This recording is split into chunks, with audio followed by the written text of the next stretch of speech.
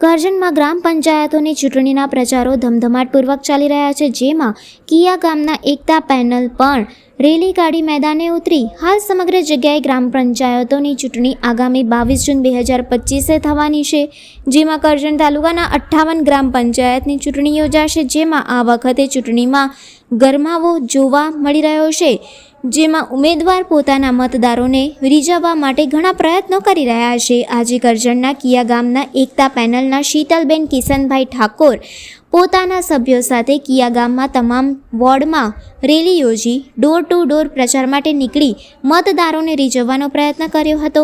આ રેલીમાં મોટી સંખ્યામાં સમર્થકો જોડાયા હતા. આ જોતા લાગ્યું હતું કે શીતલબેન ઠાકોરની પેનલનો જંગી વિજય બનશે તેવી લોકમુખે ચર્ચા ચાલી રહી છે, જેમાં અગાઉ વસીમભાઈ 2017માં ડેપ્યુટી સરપંચ રહી કિયા ગામમાં 1,35,00,000ના વિકાસના કામ કર્યા છે અને થોડા હજુ બાકી હોવાથી વસીમભાઈ ફરી રિપીટ થઈ ઉમેદવારી ફોર્મ ભરી મેદાને ઉતર્યા છે, જેઓ મતદારોને હાથ જોડી પવિત્ર મત માંગી વિજય બને અને કિયા ગામને ફરી વિકાસશીલ બનાવે તેવી મતદારોને ખાતરી આપે છે.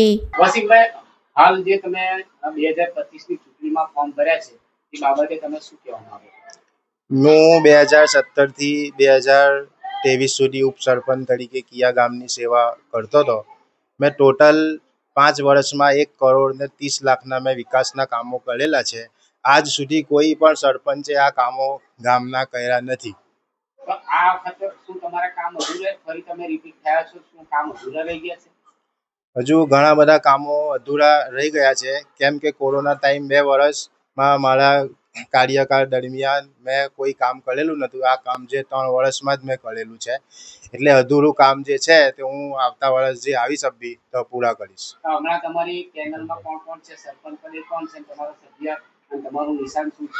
મારી એકતા પેનલ છે અને સરપંચ તરીકે શીતલબેન કિશનભાઈ ઠાકોર ઉમેદવાર છે અને સભ્ય તરીકે વસીમભાઈ હું છું, પોતે શહીદભાઈ મુનશીભાઈ છે અને બીજા પણ 5 સભ્ય છે મારા. તો તમે જીતીને આવીને પહેલા કયા કામને હાથમાં લેશો? જીતીને આવીને જે મારા અધૂરા જે કામો છે તે હું ચોક્કસપણે પૂરા કરીશ.